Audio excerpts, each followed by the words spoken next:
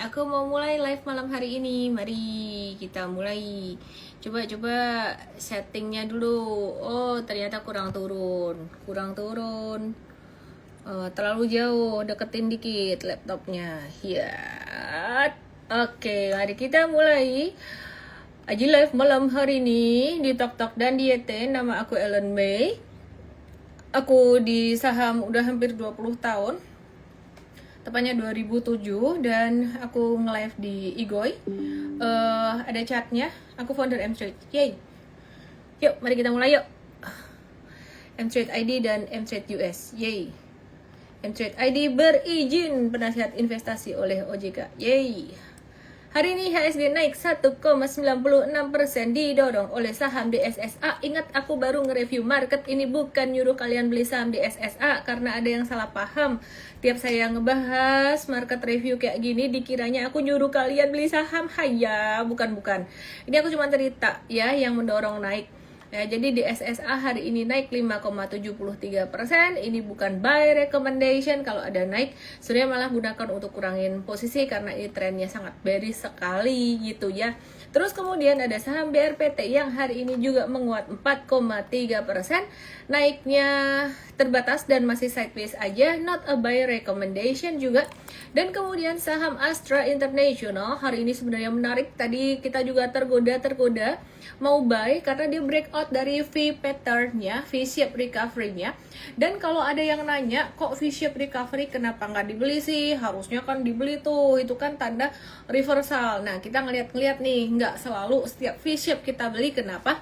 Karena memang kondisinya sekarang kita di Indonesia lagi nunggu banget soal S&P yang berpotensi mendowngrade outlook Indonesia ya. Jadi S&P potensi downgrade outlook Indonesia gitu ya. Nah, jadi kita lagi wait and see dulu gitu. Dan juga ada banyak kebijakan dari sektor komoditas yang berubah-ubah. Jadi kita masih dalam kipi atau rambut kok rasanya nggak enak terus gitu. Gimana sih? Sudahlah. Ya, jadi dari sektor komoditas yang masih banyak berubah-ubah dan banyak ketidakpastian, di mana Astra International itu di dalamnya juga ada sektor komoditas. Anak usahanya dia tuh ada Astra Agro Lestari yang beberapa waktu sebelum ini sempat ada ketidakpastian karena DSI dan antara sumber daya Indonesia yang dikira bakalan ekspor satu pintu gitu ya. Ternyata enggak, pengawasan doang. Kemudian selain itu di bawahnya juga ada United Tractor yang di situ juga ada batu baranya juga pastinya, dan ada banyak kebijakan baru ya di sektor ini gitu. Jadi kita masih wait and see dulu, terutama kaitannya dengan sentimen terbesar yaitu S&P ya, S&P potensi downgrade outlook Indonesia.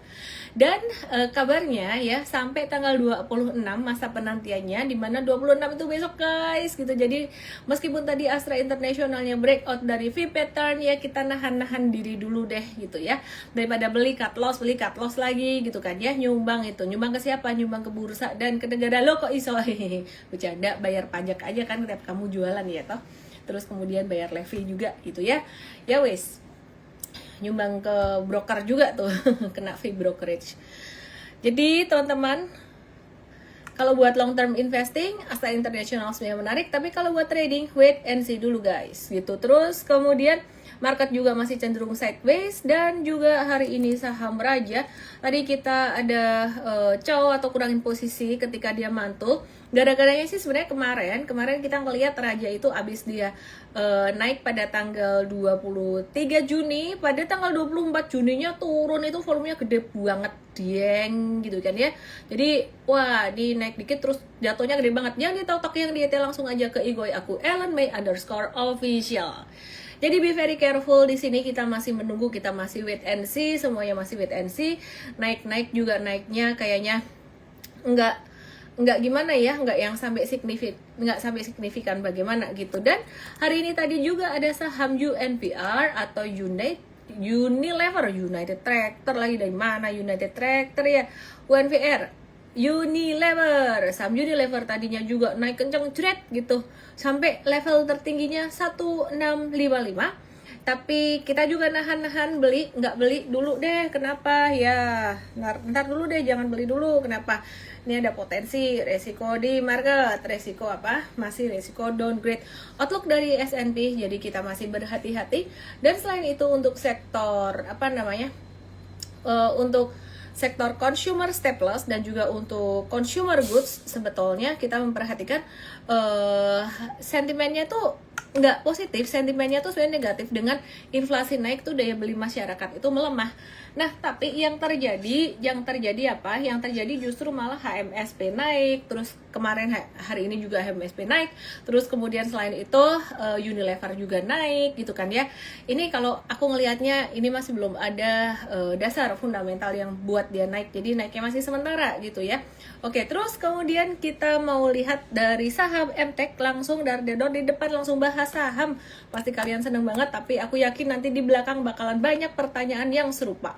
Saham MTech sempat rame kemarin karena Rans mau IPO dan ya, dia terkait juga ada punya saham Rans juga melalui salah satu perusahaannya, dan ternyata malah dia turun. Ya wes, akhirnya kita cut aja gitu ya, dan ngekatnya tadi pas lagi ada pantulan atau pas ada technical rebound gitu.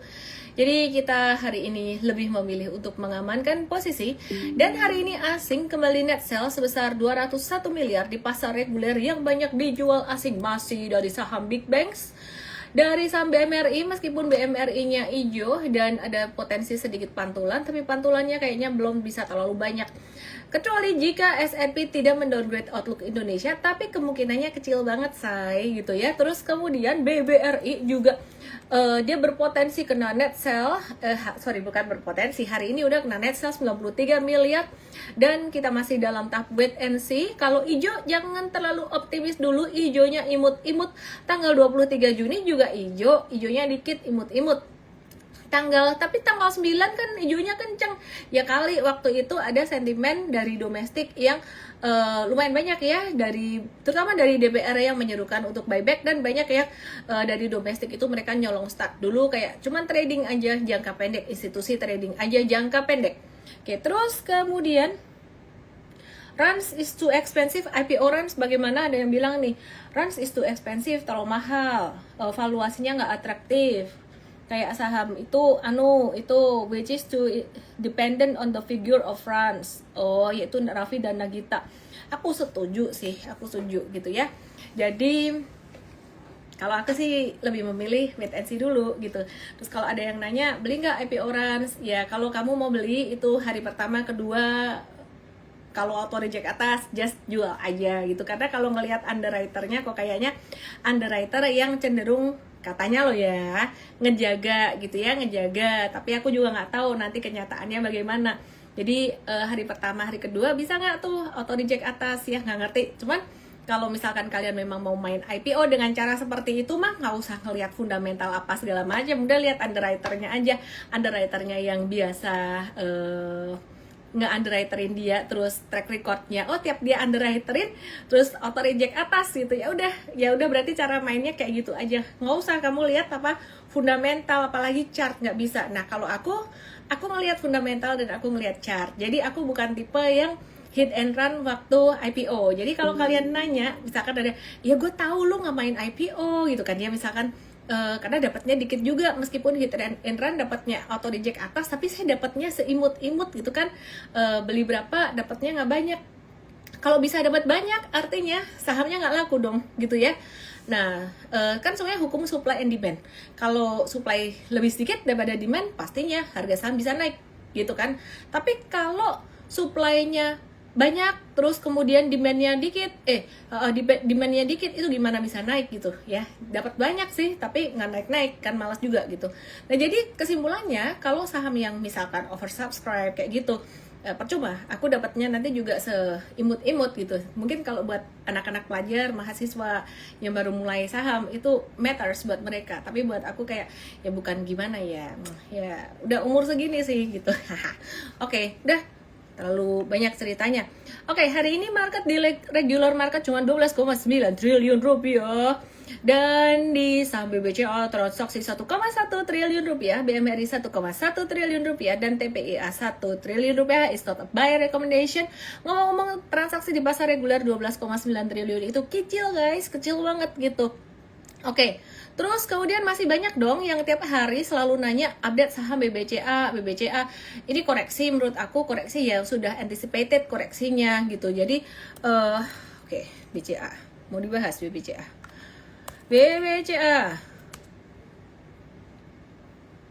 Tahu nggak sih di Amerika sana ya, ada yang kodenya BBCA tuh ini loh, ikut-ikut loh, JP Morgan Beta Builders Kanada ETF, bisa-bisanya kodenya BBCA. Dulu tuh cuman BBCA, cuman BCA doang gitu. Nggak deh, dia juga udah lama deh. Oke, terus mari kita lihat BBCA. Ya, hari ini hijau, tapi seperti halnya BRI, BMRI, BBNI, aku belum melihat hijaunya hari ini tuh sebagai sesuatu yang signifikan naiknya. Cuman sementara doang guys ya. Jadi kalau kalian buat trading kayaknya masih spekulatif banget, tapi kalau buat long term investing sih masih oke. Meskipun harga sahamnya turun dalam, justru malah valuasinya murah. Oke, hari Sabtu nanti aku akan bahas di webinar Investstart Buffett Secrets Investing Beyond Crashes, Sabtu 27 Juni 2026 jam 10 pagi. Dan tadinya aku cuma mau ngebahas saham Indonesia doang, tapi aku ngerasa kayak kali ini aku juga mesti harus bahas US stocks. Hari Sabtu nanti aku akan bahas cara investasi jangka panjang dan aku akan bahas US stocks. Oke, sekalian soft launch Invest US ya. Tiba-tiba soft launch saja Invest US soft launch. Yang bisa ikut Invest US cuman nanti buat kalian yang ikut Investstart Sabtu ini. Jadi Invest US-nya kita belum launch buat siapapun, masih versi beta banget, bahkan belum masuk ke app juga gitu ya. Oke, terus kemudian aku mau ngebahas tentang Kementerian Keuangan yang menarik kembali dana likuiditas dari Himbara secara bertahap. Jadi pemerintah itu mau narik likuiditas Bank Himbara. Caranya gimana sih? Dan impactnya atau akibatnya apa? Kalau dimaksud adalah isu pemerintah akan menarik likuiditas dari Bank Himbara, kalian jangan salah sangka gitu ya. Sebenarnya yang terjadi bukan menarik dana nasabah, dan gak usah takut gitu ya. Bukan menarik dana nasabah atau menyedot uang dari bank. Yang dibahas saat ini, belakangan ini yang rame dipertanyakan itu adalah pemerintah mengubah penempatan dana pemerintah atau SAL atau kas negara. Masih ingat dulu SAL ya, dari BI 200 triliun plus 100 triliun, jadi 300 triliun diambil tuh waktu Pak Purbaya jadi menteri, taruh deh di bank gitu ya, pindah ke bank supaya apa? Disalurkan jadi kredit buat masyarakat. Padahal SAL adalah dana darurat, seringkali dipakai pada masa kondisi krisis seperti contohnya COVID-19 kemarin. Dan kayaknya sekarang udah mulai dibutuhin deh gitu ya. Jadi SAL-nya diambil lagi. Nah, kira-kira duitnya masih ada nggak ya gitu ya. Jadi soalnya diambil lagi, mungkin serapan kreditnya saya nggak tahu gimana ya. Tapi kayaknya mulai dibutuhin gitu di kondisi sekarang ini ya. Nah, impactnya apa? Likuiditas bank itu bisa berkurang dibandingkan sebelumnya. Jadi secara sederhana mekanismenya tuh kayak gini. Pemerintah memiliki kas saldo anggaran lebih atau SAL, dan dana tersebut sebenarnya ditempatkan di Himbara sebagai deposito pemerintah, sehingga Himbara mendapat tambahan likuiditas yang murah. Kemudian jika pemerintah membutuhkan uang tersebut untuk membiayai belanja negara, transfer ke daerah atau program pemerintah, dana itu ditarik kembali dari Himbara. Dan akibatnya dana murah atau low cost funding di Himbara itu berkurang. Kenapa pemerintah melakukannya? Ada beberapa alasan yang mungkin. Yang pertama, untuk membiayai realisasi APBN, belanja kementerian, transfer daerah, proyek pemerintah, buat mengoptimalkan pengelolaan kas negara sehingga uang itu nggak nganggur di perbankan, terus menyesuaikan kebutuhan fiskal yang berubah terhadap periode. Intinya udah mulai perlu aja gitu ya. Terus dampaknya apa? Ke bank-bank Himbara, ini yang pasti kalian pengen tahu banget gitu ya. Jika dana yang ditarik cukup besar, maka likuiditas bank berkurang, loan to deposit ratio naik ya. Loan to depositnya BMRI udah di atas 90-an, loan to deposit BNI di atas 80-an, BCA masih di 70-an sekian gitu ya. Jadi loan to deposit ratio itu mencerminkan likuiditas sebuah bank. Semakin tinggi artinya semakin banyak uang dari loan yang disalurkan untuk menjadi deposit gitu loh. Nah, kalau semakin rendah artinya penyaluran penggunaan uang yang didapat dari loan, mereka kan dapat dapat duit gitu kan ya. Kebalik, dari uang dari deposit yang disalurkan ke loan itu sudah banyak gitu kan ya. Jadi kalau misalkan LDR-nya tinggi, berarti uang dari deposit yang disalurkan ke loan itu banyak dan sisanya tuh tinggal dikit gitu. Jadi misalkan nih, bahasa gampangnya, dapat deposit ya, nasabah taruh duit 1M, terus 900 juta disalurkan jadi loan, sisa 100 juta. Itu berarti loan to deposit ratio-nya tuh 90%-an gitu ya, kira-kira gitu. Tapi kalau misalkan 1M nih depositnya disalurkan jadi loan 70%, nah itu jadi sekitar 700 juta, berarti sekitar 70% doang loan to deposit ratio-nya. Semoga bisa dipahami.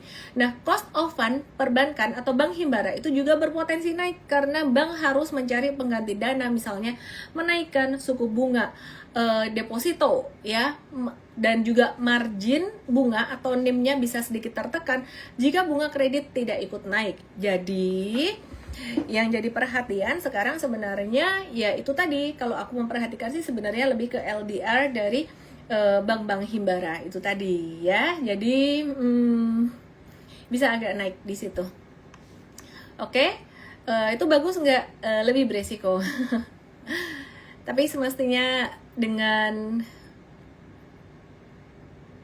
pengganti dana, misalkan ya harus cari pengganti dana, jadi kayak menaikkan bunga deposito kayak gitu, jadi biar dapat duit lagi kan, duit dari deposan gitu.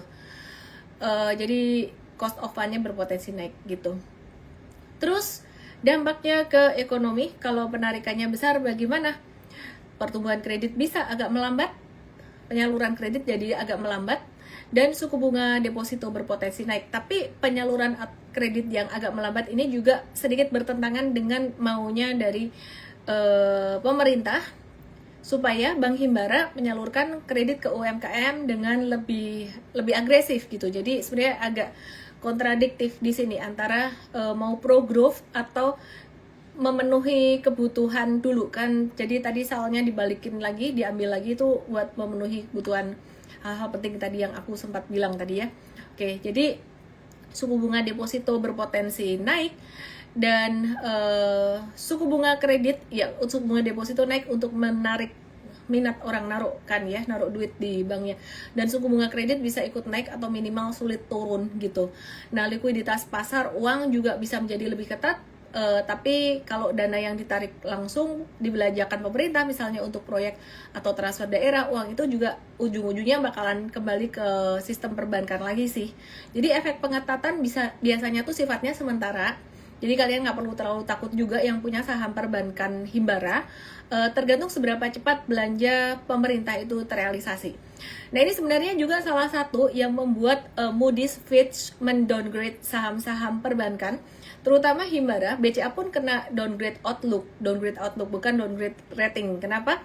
Karena keterkaitan dengan kebijakan pemerintah cukup lekat, dan ini beda dengan PTBA. PTBA kalau dari sektor komoditas itu juga keterkaitan dengan kebijakan pemerintah itu lekat, tapi kebetulan PTBA tuh yang diuntungin, misalnya dari kebijakan DSI, misalkan seandainya benar ekspor satu pintu, ya apalah buat PTBA impact yang memang udah ekspornya ya dia memang perusahaan pemerintah gitu. Pengawasan dari DSI pun juga nggak ngefek buat PTBA, ya dia memang diawasi oleh pemerintah kan, oleh Danantara, di bawah Danantara. Kemudian mau ada growth split jadi atau enggak, skema growth split dari pemerintah ya emang dari dulu labanya kan ya buat pemerintah ya, sekarang dividennya juga masuk ke Danantara, jadi PTBA tuh nggak ngaruh. Beda sama emiten himbara yang lebih terdampak secara negatif dari beberapa kebijakan pemerintah, tapi kalau PTBA ini justru malah diuntungin gitu. Jadi yang terakhir, kalau DMO atau Domestic Market Obligation batubara itu harganya dinaikkan, PTBA pun juga diuntungkan. That's why kita nge-watch PTBA ini baik untuk trading maupun untuk investing. Disclaimer teman-teman, bukan satu rekomendasi buy karena resikonya juga di market saat ini lumayan tinggi secara keseluruhan gitu ya. Oke, terus kemudian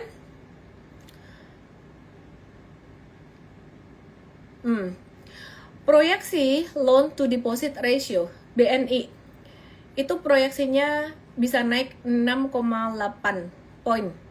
BRI bisa naik 4,8 poin, Bank Mandiri 4,33 poin, BBTN bisa naik 10,65 poin, dan BRIS juga naik 7,96 poin. Ya,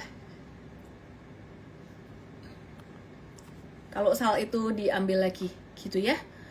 Oke. Kalau tabungan kalau yang efek tuh deposito, yang dana mahal. Kalau yang dana murah kayak tabungan dan giro itu nggak terlalu banyak berubah sih. Jadi porsi kasanya terhadap total DPK nggak terlalu berpengaruh. Mari kita lihat saham-saham dari sektor perbankan dan juga himbara. Aku akan bahas juga BBTN. Apa kabarnya BBTN? Yang tadi aku udah sempat bahas beberapa BMRI apa. Aku bahas BBTN per hari ini dia candlenya doji kayak gini, kayak masih bisa menguji level 1040 atau 1080. Ada sentimen positif sedikit dari pemerintah untuk BBTN ini, di mana tenor KPR subsidi Tapera itu diperpanjang ke 40 tahun dan bunganya tuh tetap 5%. Ini bukan sentimen jangka pendek sih sebenarnya, dan cicilan jadi lebih ringan sehingga meningkatkan akses masyarakat terhadap kepemilikan rumah gitu. Tapi total bunga yang dibayarin selama masa pinjaman itu juga berpotensi lebih besar karena tenor lebih panjang. Jadi buat perbankan perputaran dananya itu menjadi lebih lama, tapi berpotensi meningkatkan pendapatan bunga dalam jangka panjang. Jadi yang diperkirakan bisa paling diuntungkan di sini adalah BBTN gitu ya. Cuman sekali lagi ini bukan satu rekomendasi untuk jangka pendek, karena dalam jangka pendek kita masih menanti S&P atau Standard & Poor's apakah akan downgrade Indonesian punya rating. Oke, terus kita mau lihat rupiah kita. Kita lihat rupiah kita per hari ini kabarnya bagaimana? Menguat sedikit 0,07% dan kemarin melemah sekitar 0,49%. Hari ini rupiah di trading view aku di angka 17.937, dan kita lihat bagaimana dolar Amerika terhadap mata uang negara lain. Ternyata dolar Amerika sudah menguat sejak tanggal 17 Juni kemarin. Makanya waktu Bank Indonesia naikin suku bunga untuk menjaga rupiah supaya tetap stabil di 18 Juni, kagak ngefek guys. Kenapa? Karena dolarnya lagi strong. Ya, jadi nggak ngefek waktu itu. Beda banget waktu tanggal 9 Juni waktu Bank Indonesia naikin suku bunga. Waktu itu ngefek rupiahnya jadi menguat. Kenapa? Karena di XY-nya pas waktu itu dolar Amerikanya memang lagi nggak strong, jadi nggak ada penguatan gitu loh. Nah, per hari ini rupiah itu juga kelihatan sedikit menguat. Sebenarnya bukan rupiah yang menguat, tapi karena dolarnya yang ada sedikit diskon 0,07% per hari ini. Dan perhatikan, ini persentasenya kalau diperhatikan sama persis dengan rupiah yang hari ini menguat 0,07%. Jadi hari ini dolar melemah 0,07% dikit, dan rupiahnya juga menguat 0,07%.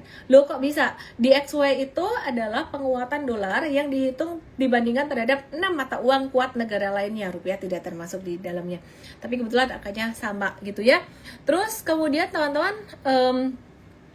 hal ini sebenarnya major, sentimen kenaikan dolar, menguatnya dolar ini sebenarnya major ya. Majornya apa di sini?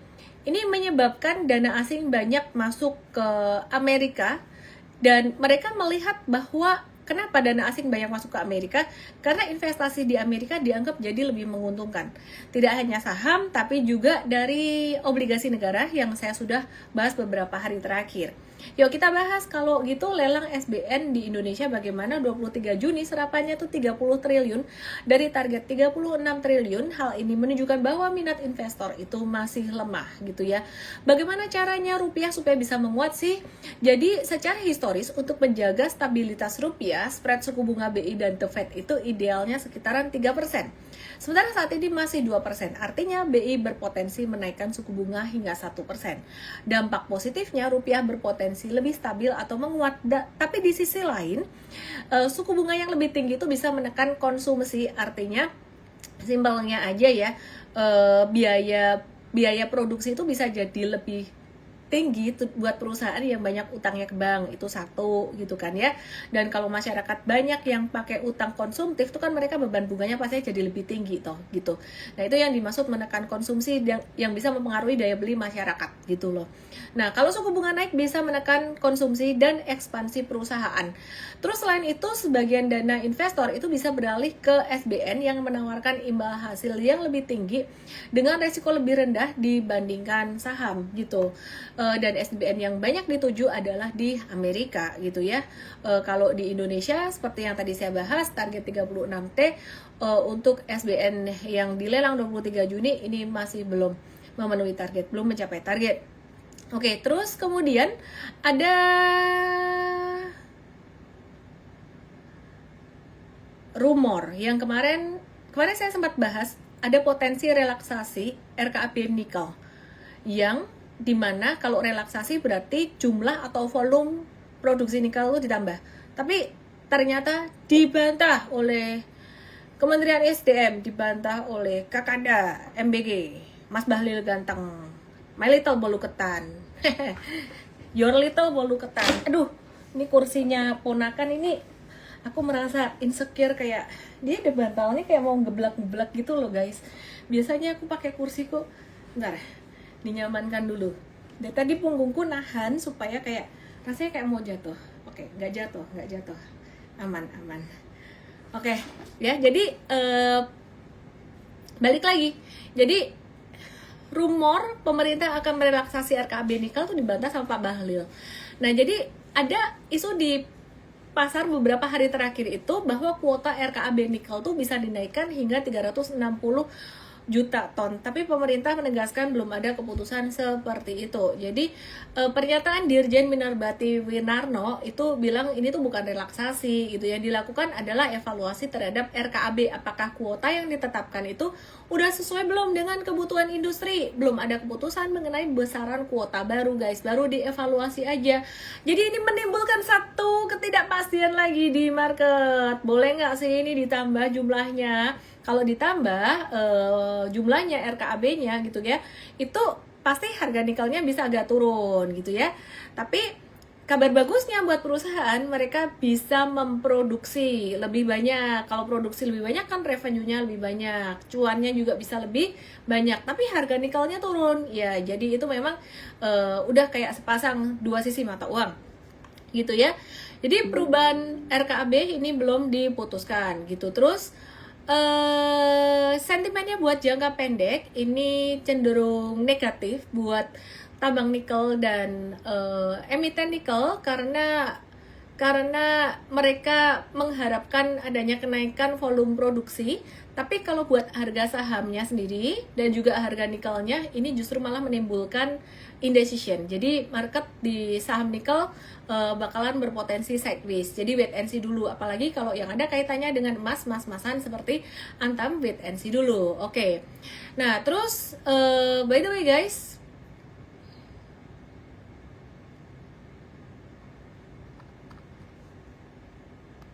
sebentar ya guys ya. Bursa saham Amerika sedikit saya bahas karena ada kaitannya dengan Indonesia ya. Jadi pasar saham Amerika ini masih sangat sensitif terhadap data inflasi dan juga arah kebijakan The Fed, dan ini juga pengaruh ke Indonesia, pastinya juga pengaruh ke rupiah juga. Jadi DXY atau indeks dolar Amerika itu menguat seiring dengan tingginya permintaan terhadap US Treasury atau obligasi Amerika di tengah ekspektasi suku bunga tinggi bertahan lebih lama.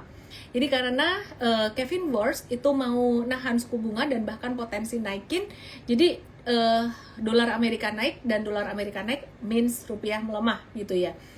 Terus yield US Treasury 5 tahun itu naik 0,34% dan tenor 10 tahunan juga naik 0,32%. Dan kondisi ini juga mendorong rotasi dari aset berisiko seperti saham, emas yang udah ketinggian beberapa waktu yang lalu, dan pada trading oil beberapa waktu yang lalu udah ketinggian, itu pada pindah ke USD dan juga obligasi.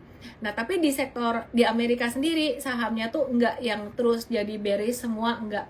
Terjadi rotasi ke sektor defensif seperti yang aku udah bilang kemarin, seperti sektor keuangan dan juga sektor kesehatan. Terus kemudian terjadi rotasi sektor juga ke sektor yang diuntungkan oleh oleh penurunan harga minyak. Oke, sekarang kita lihat penurunan harga minyak dulu ya guys ya. Kita lihat penurunan harga minyak. Harga minyak di sini guys, UK oil.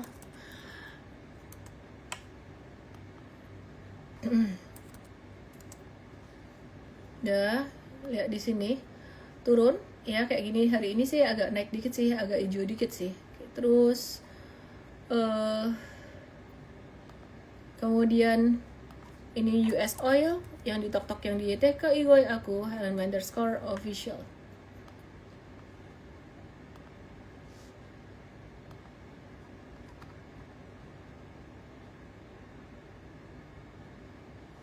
Oke, terus nah, tahu nggak yang diuntungkan dari sektor ini tuh apa aja? Di Amerika sebut aja airlines, dan airlines ini ternyata banyak banget saham airlinesnya di Amerika. Perhatikan sedikit di sini teman-teman ya. Kalau di Indonesia cuman GIAA dan ini liquidity-nya kecil, terus ya angkanya digocap gini. Jadi mau trading juga gimana, mau investing juga gimana.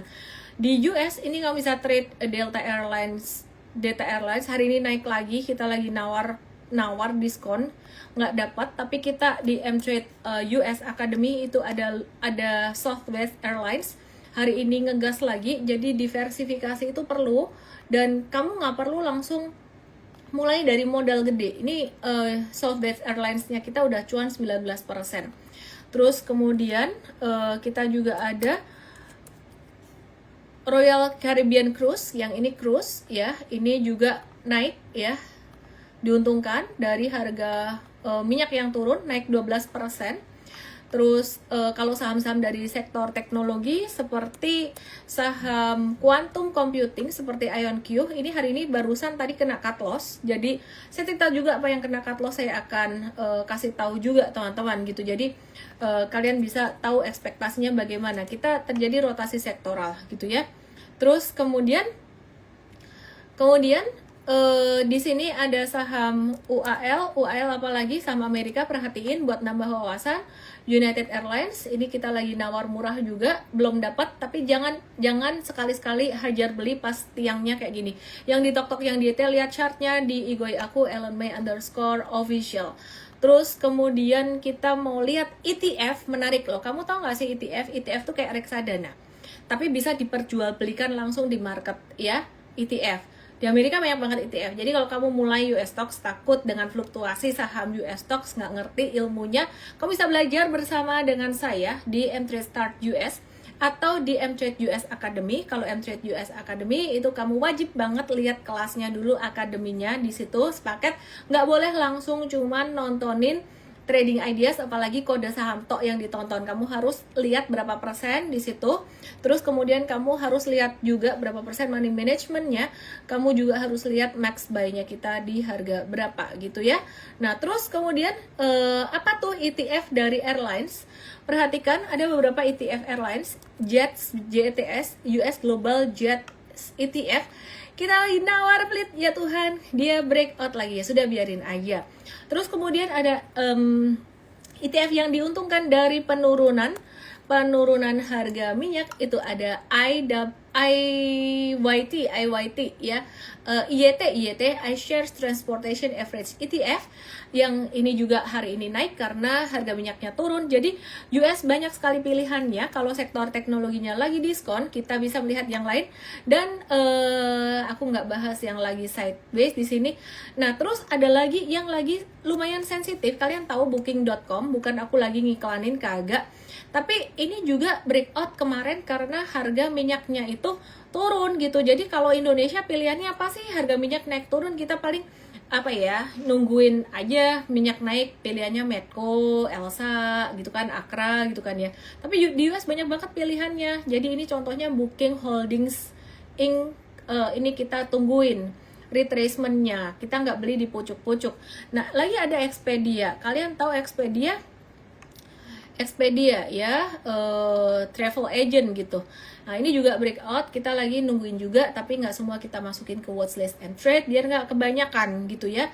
Terus Airbnb juga ini, tapi Airbnb cenderung sideways. Terus ada lagi yang terdampak dari harga minyak turun. Amazon guys, Amazon ini loh, tapi Amazonnya belum naik, tidak terlalu sensitif terdampak. Tapi nanti kalau harga minyak turun, pastinya harga kurir, harga logistik juga turun, dan itu juga bisa berdampak ke Amazon, tapi tidak langsung dampaknya. Jadi kita nunggu masih nawar pelit di 218,8an. Semoga apa yang aku bagiin buat kalian tentang apa sih yang diuntungkan dari saham Amerika ketika harga minyak turun. Ternyata banyak ya, bahkan menarik, ada ETF-nya juga ya, airlines tuh bukan cuma satu. Makanya belajar US stocks juga, open mind, bukan berarti Indonesia nggak bagus, tapi meskipun Indonesia kecil, size-nya di MSCI cuma 0,1, di All Country World Index US 63%, kalian tetap harus belajar US stocks. Caranya gimana? Ketik Start US untuk bisa belajar di webinar M-Trade Start US. Oke ya. Oke, terus kemudian aku mau bahas lagi dari Indonesia, LNG relaksasi, US stocks. Oh, sedikit ada yang keren. Sorry, yang keren dari US stocks lagi, Micron mencetak earnings jauh, ini keluar earnings kemarin jauh di atas ekspektasi. Tahu nggak earningsnya Micron ini di kuartal 3, kok kuartal 3 2026, tentang kuartal 2 ya. Pendapatannya, intinya pendapatan dia itu naik 346% secara tahunan ya. Pendapatannya naik 346% secara tahunan. Oke, jadi 41,5 miliar US dollar, sementara EPS-nya mencapai 25,11 US dollar. Ini didorong dari kuatnya permintaan memori AI, ekspansi data center, serta kenaikan harga jual ya. Nah, tapi kok malah merah? Cuman kan udah sempat gap up dulu nih, terus merah. Disclosure, saya dan M-Trade tidak beli Micron karena kita nunggu dia jatuh. Jadi nggak usah takut bubble guys, karena kita tidak pernah hajar-hajar beli di atas, nawarnya juga lumayan pelit, sehingga kalau misalkan kena stop loss, harapannya pun juga tidak terlalu jauh dari stop loss gitu ya. Oke. Rilis data ekonomi Amerika hari ini, itu inflasi penting banget kita perhatikan karena bakal ngaruh ke Indonesia juga, terutama ke mata uang kita. Inflasi Amerika PCE itu bulan Mei naik dari 3,8 jadi 4,1% sesuai dengan konsensus, dan ini mengindikasikan bahwa The Fed akan mempertahankan suku bunga tinggi lebih lama, dan dolar masih akan menguat dan rupiah masih bisa melemah gara-gara ini gitu ya. Terus Sky Hynix mau listing di Nasdaq, jadi makin ramai aja nanti sektor teknologinya. Terus kemudian SpaceX, gimana kabarnya? Mari kita bahas sedikit. Sahamnya Elon Musk turun, biarin deh turun dulu. Ya ini mau IPO di Amerika, di Indonesia aku sih wait and see dulu. Nggak di Indo, nggak di Amerika nih, IPO breakout dulu, arah dulu, habis itu turun. Oke, aku bahas lagi saham Indonesia sesuai dengan pertanyaan kamu dan permintaan kamu. Rosi Tresha ini nanya BBCA, BBRI, bla bla bla, PTBA. Oke, BCA udah aku bahas bukan di depan tadi. BRI sama sih, buat long term investing masih oke lah, tenang aja gitu ya.